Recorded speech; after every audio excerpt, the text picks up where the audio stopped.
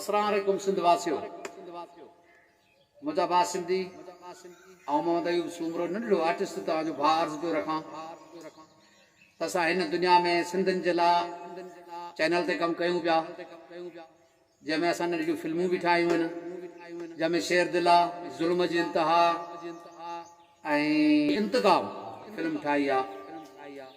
असां तव्हां दोस्तनि जे अॻियां उहा पेश कई आहे। ही फिल्मूं असां SFI जे तरफ़ां रिलीज़ कयूं आहिनि ऐं जेके असां फिल्म हिन वक़्तु ठाहे रहिया आहियूं उन्हनि जे लाइ जेके बि अदाकार आहिनि उन्हनि जो इंटरव्यू असां हिन महिल पेश कंदासीं। इन सां गॾु मोहम्मद अयूब सूमरो मोहब्बत जतोई इन खे इजाज़त ॾींदा। साथ सलाम।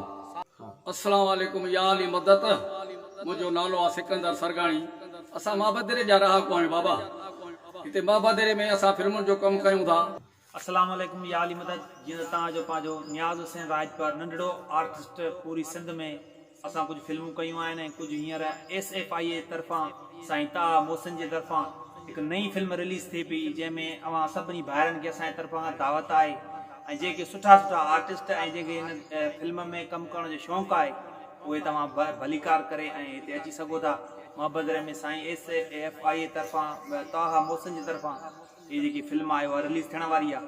इन जे करे जंहिं बि अधे खे भाइर खे हिसो वठिणो आहे त महिरबानी करे हिननि फ़ोन नंबरनि ते असां सां राब्तो कंदा त जीअं तव्हां हिन में कामयाबु थी सघो ऐं कमकार थी सघो। वॾी महिरबानी। अस्सलाम वालेकुम या अली मदद। जी लतीफ़ जी धरती जी सिंध। जीअं असां त 2 फिल्मूं ठाहे चुका आहियूं। मां तव्हांजो प्यारो भाउ आशिक़ हुसैन जतोई राश मोहब्बत जतोई खां तव्हांजो प्यारो भाउ नंढड़ी कोशिशि नंढड़ी महिनत। जेकॾहिं तव्हांखे हिन फिल्म में हिसो वठिणो हुजे जेका ईंदड़ फिल्म आहे ऐं असां कोशिशि कयूं था महिनत कयूं था, इंशाअल्लाह तव्हांखे पसंदि ईंदी ऐं ॾिसण न विसारींदा। इहा तव्हांजी महिरबानी थींदी।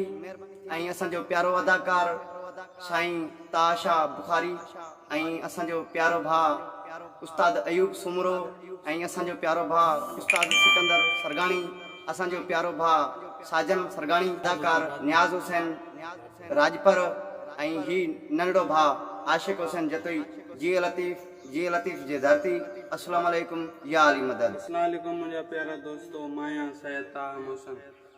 जीअं त तव्हां असांजूं खोड़ फिल्मूं ॾिसी चुका आहियो, जंहिंमें कुझु बाबा गुंडाराज, इंतकाम, ज़ुल्म जी इंतिहा ऐं असांजी नई मूवी शेर दिल।